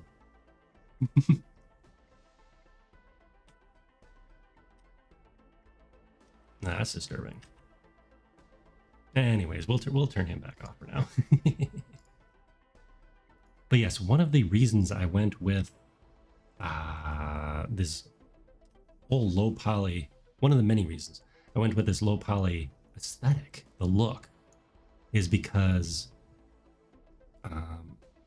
the company, the studio that makes all these low polygon assets, Instantiate Studios, they're very consistent. They're very consistent with the look of things. They did change it up recently. Adding in like a higher def or higher resolution, higher polygon, whatever. But I can take almost any character or NPC or whatever that they made, lop off the head, and use the same armature. So that's like hundreds of outfits I could switch into. That was one of the original ideas. How many times have I done this? Very few times. But we can do it. We can. I just have to drop them back in and hook them back up without their heads. They've made it more easy recently. They have a better NPC builder utility setup, character setup maybe, where it's now modular. So not only can you add in like armor, outfits, or whatever more modular and swap out, you can swap out like, oh, hey, I want them to be, have this haircut. Boom, you just swap that out. Kind of like you're building a Sims character or, any character builder. I'm sure that was the point. And so now I wouldn't have to go through and edit the models and lop off their heads. But I don't have that asset. Maybe someday. Maybe I'll try and get a sponsorship. I have been tempted. I've been very tempted to master that. And see if I could finagle something like that. I mean, we do have this lovely factory brought to you almost entirely by Cinti Studios. We haven't walked around in the factory in a hot minute either. Too bright, too bright. Walked with our weird stilted. I do need to find a way to blend, to better blend the animation and the tracking. I guess if I hold up one arm like this, it's not quite as awkward. Not quite as awkward if I hold up one arm while I'm walking. Otherwise, I get like a pose zombie here. Like, look at me.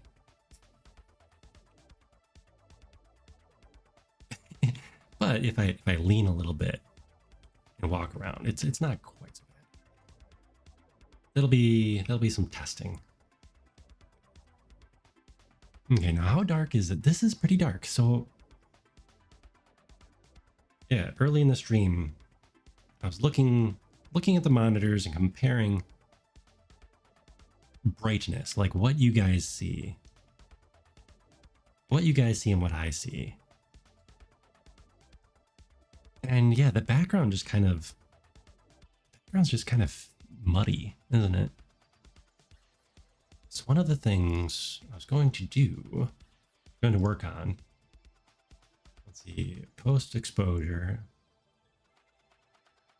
crank that up just a little bit.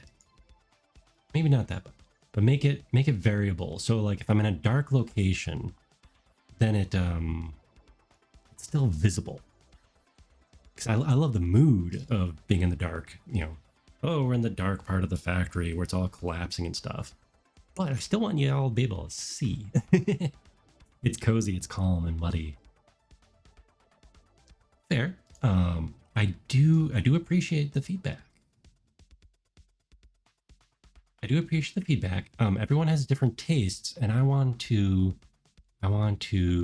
not necessarily going to accommodate all those different tastes, but I do appreciate the feedback because it helps the art direction. There we go. We'll whip out the big term. It helps with the art direction. And it's kind of like playtesting. Yeah. Because I know how I want it to look, but I'm looking at it on my monitor. In this case, 2 monitors. And it looks fine to me.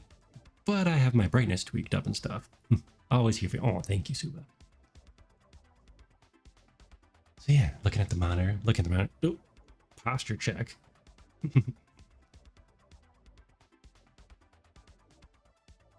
Is that a scissors? That is a scissors. I included Easter eggs that I didn't even realize. There's a scissors that got into some ketchup or jam or something right here. That's interesting. And it's just kind of floating there. I should add it to the inventory system so that I can click on it or walk up to it and interact with it. Along with adding interactivity for you guys, I need to add interactivity for myself. Like this, for instance. This panel has a button. There, I just turned off the warehouse lights, I think. You can tell a little bit. It must not have the warehouse, the spotlights attached to that.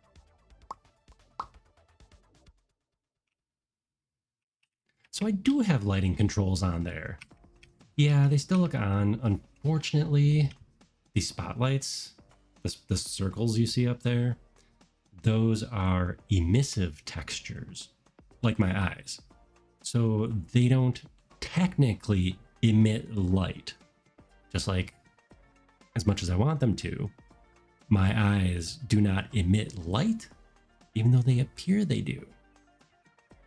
It's a fun little trick that Unity calls emissive textures. And that's what these are down here. My many irises, it looks like.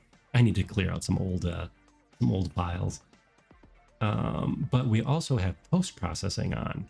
So think of it like Photoshop filters, except live. So color grading, kind of, not really color grading. So, boom. So here's what it looks like without any of these post-processing. Well, actually, it would look a lot like the guy in the corner of the screen who's coming straight out of VC Face. See? So the eyes are bright, but they don't glow. Now, if I have the lights out, let's see. Come on, lights out. Lights. I gotta click into it. Come on, lighting control. There we go. And fussy lighting control. Okay, so now if you look at it, it looks like my eyes are still lit up, even though the lighting is darker. That's the emissive texture. It's appearing to emit light. At least in a cartoony aesthetic. Let's make the lights a little brighter. See? They're the same brightness no matter how much light I apply to them. Same thing with the light. So anyways, to give them a glowy effect. There we go. So now they have a little blue tinge around them. They changed color slightly too. Yeah, that's because of these things. All of these settings. Oh, and here's the one making it less muddy. Less muddy in darkness. Yeah, because on my monitor, this looks fine. But again, I have my monitor cranked up because I like, especially for photo editing and stuff, I like a little bit more vibrant and a little bit brighter of a monitor. It's not just because I'm getting old and my eyesight's going. I guess that'd be sharpness, not brightness.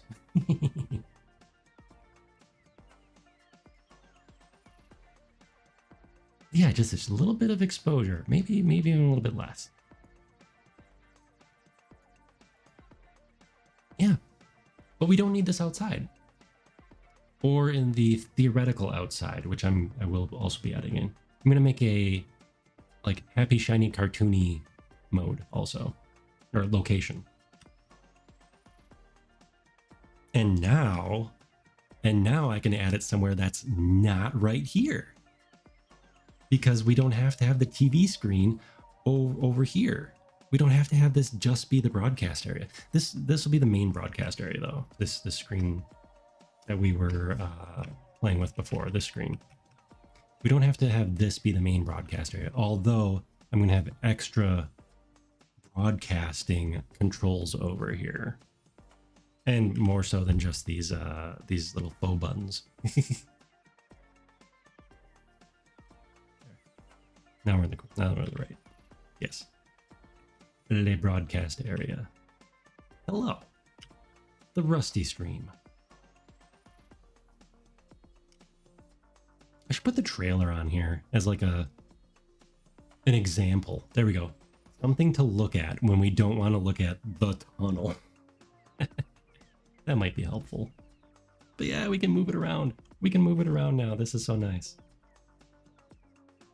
So I don't have to finagle where I'm standing and stuff as much. I can just position it how I want. And it's going to be roughly stable. Theoretically.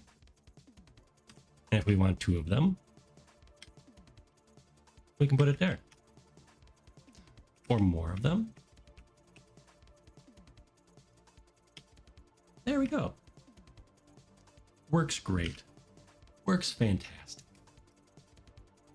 Okay, let's turn that off for now. And how it also works fantastic is where I was going to go with some of this. Where's the office? Oh, hey, I can put it in here now too. There we go. I could put a screen in the red room. That's nifty. Zoom back into the middle. Middle. Hello, everyone. Now we're in the red. Oh, that looks nice. Let's make that big. Oh my goodness.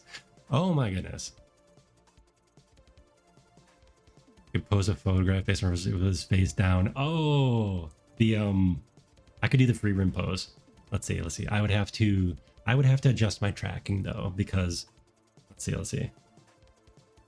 Into the Rustyverse. Yes. We can drop a screen anywhere. This is excellent. Because I had the idea of putting a screen in the office. Yeah, my tracking is a little goofy, isn't it? Of putting my screen in the office. I was like, okay, do I have to make a whole nother screen without all the bells and whistles I just spent all the time adding to this screen right here? You know? Like bells and whistles like this, where I can reposition it. Nope. I don't have to do that. And that is awesome. Oh, hi there. Speaking of awesome, there he is. There he is. We got some giant Rusty representation behind us. Yes. Into the Rustyverse. Based on Rusty looking away with his... Here we go. Hold on. Okay, let's turn it off. That's distracting. Let's go to the other one. Turn that off. Nope. Less. There, less light. Okay. So Rusty looking away with his face down. Looking away with his face down. So that'd be like that. The free rim pose would be a little harder. Doable. Let's see. Free rim is looking kind of up and away. So let's try that. The fun thing about being a 3D VTuber is we can reset our default. Nope, the other way. This way. There you go. I think it's something like this. Because you got that weird, like, elongated neck and chin and stuff. That's something like that. The free rim pose. Okay, now I have to reset my tracking. What I'm doing is I'm playing in VC Face. Say, I'm playing in VC Face and I'm just resetting where the default is. Boom, see? I don't know if you heard the key press or not. What it does is it adjusts the offsets and sets them to where the default is, or should be. Ooh, you know the feeling when you're standing in front of a giant statue towering over you and you want to hug it? That's how you feel looking at Giant Rusty. Where's Giant Rusty? Where is Giant Rusty from this location? There he is. Giant Rusty. There he is. He's just T-posing. I can't T-pose because my hand tracking doesn't go out that far. There he is. Just out there T-posing. Watching over us. Making sure we don't get into any trouble. A benevolent overseer, just looking out for us. What a guy. What a guy. What a guy. I have the right material assigned now. So now we can make Giant Rusty's eyes change color. So one fun thing here too, if you look super close, it won't work. But if you look super close, I'll cheat. Right here, apparently the fourth wall of the test office is broken. Or it's one-sided. If you look right here, we're streaming right there. You can see the stream on the computer right there. You'd have to look super close though. You know what'd be kind of cool? Like a binoculars or magnifying effect or something that removes the post-processing. That would be kind of cool. There. I mean, obviously it's that, but to do that with like a radius around the cursor, like you're playing like a what kind of game would that be? You know, like a point and click kind of adventure, and you're looking for clues or something. But to have that like hover around the cursor and remove the post-processing, it'd actually be really easy to do. It'd be duplicating the camera and overlaying it with a mask and just turning the post off, which we can do. We have a no post layer. But yeah, look at there we are, right there. See the blue right here is right there. Super tiny, super tiny. See, now it's orange. Now it's blue. It's the little things. It's the little things sometimes. Ooh, and now we're in the warehouse office, and we're gonna test out the thing that I wanted to test out here. Now, how I envisioned it is I would drop the wall away, and it would be the screen, which we still could do. But let's see just how it looks like. Like, so ad starts. No, it doesn't. Snoozing that ad. We're in the middle of something here. Ooh. Okay. There we go. Well, that is interesting. That is interesting because, okay, the difference is now we're in an environment. We are inside an enclosed environment, so now we're getting weird perspectives. Normally we're out in, well, we're out there, that way, in the void. So there's nothing giving us a real sense of perspective. But right now, we're inside of a room. So it's extra bendy. That is interesting. And that bookshelf is totally in the way. So I would have to put it like on this side of the bookshelf. Like so. T pose is attack type, A pose is defense type. Oh, I guess we're defense type now. That fits. Support type would also be acceptable. Okay, so we have the screen. Yeah, look at that. That's almost perfect.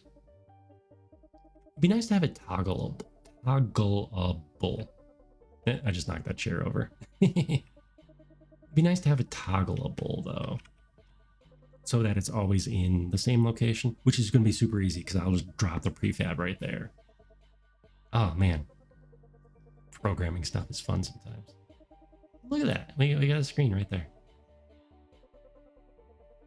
I should feed it another source. Maybe I should feed it another source so it doesn't do the feedback loop thing.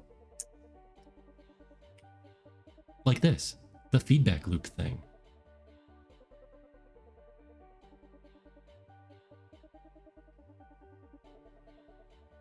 The feedback loop thing. There. There we go. Now we have a fake wall. And I can still position it. It'll actually knock these, it should knock those monitors around a bit. No? Do I not have colliders set on the monitor? I do have colliders set on the monitors, but they must be hitting it just right or something. The rusty on the big monitors. Where we go? Let's zoom way in here. Oh, did I turn my flashlight on at some point? There we go. We got the old CRTs stacked up here. These end up in pretty much the same position. They actually start off when I press go, you know, the play button on the whole Rustyverse project. They drop into position, and that's just how they land. So theoretically, they land in the same spot every time, because there's nothing influencing them, like no randomness influencing them. So theoretically, they land in the same spot every time. But yes, the old monitors, and that's why they're green too. Although this monitor would not be monochrome. The original Abe's Odyssey advertisement, no. Feel free to post it in, actually you could post it here if you want it. You are yeah, I believe I have you whitelisted or greenlisted or whatever the heck it's called. Or you can post it in Discord, of course. Abe's Odyssey, that is something I have not heard in a long time. Do I have Abe's? I don't think I have the game, but I of course know of the game. Look at the Rusty. Look at him in his 2D glory. Okay, geeking out a little bit about how awesome that looks with how little effort. He's dapper.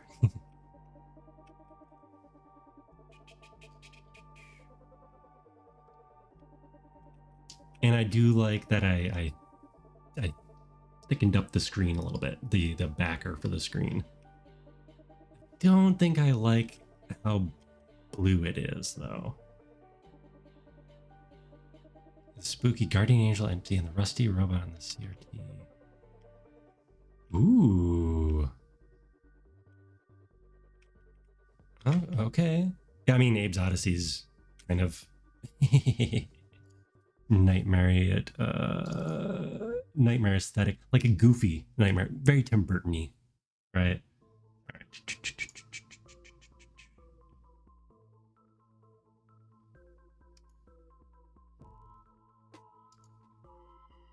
Make sure we're in the right. Oh geez, yeah, I forgot how. Oh geez.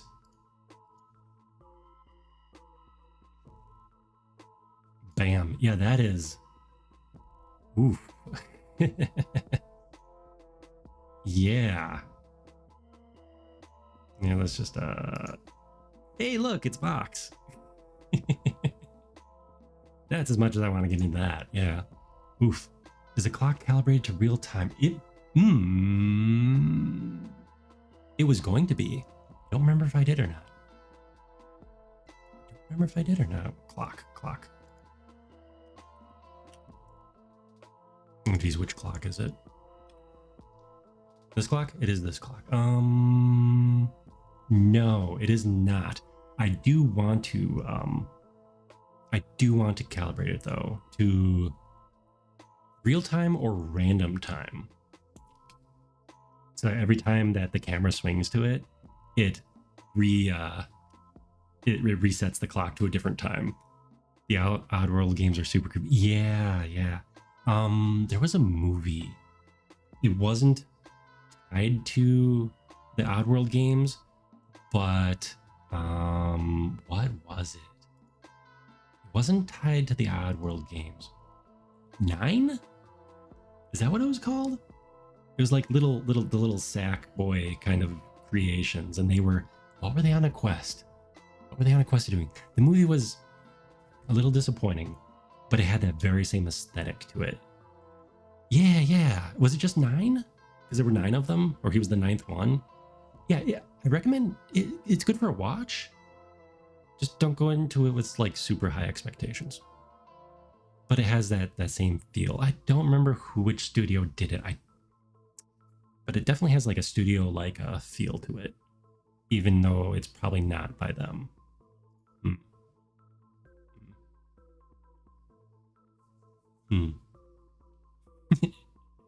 Hello, me. This is a good spot to end it.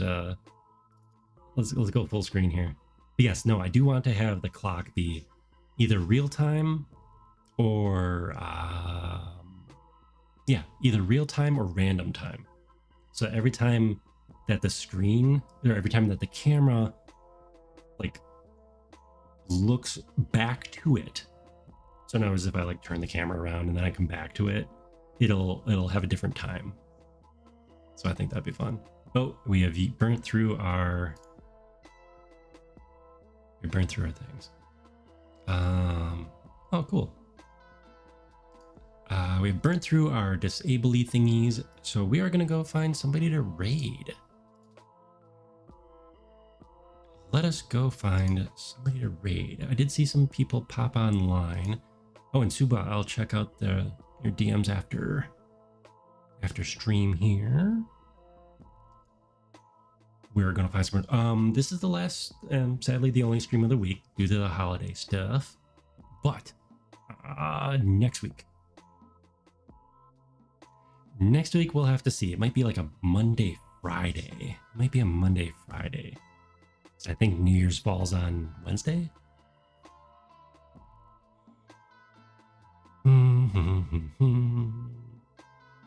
No Rusty Christmas special. I should have had I should have found a Christmas hat avatar. Stinty had one for free too. I could have just plopped it right on my head.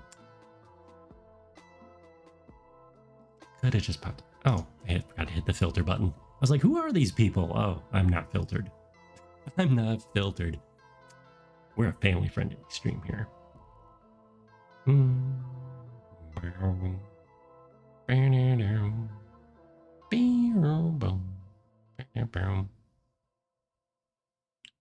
There are quite a few people. You know what? You know what?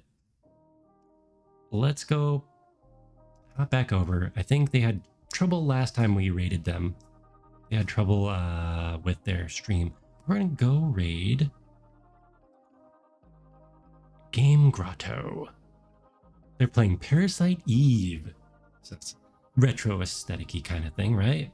So they're playing Parasite Eve. It looks like they are a husband-wife duo. It looks like the husband's playing right now. Well, I hope you have a good night too. Oh, we get one more snooze somehow. All right.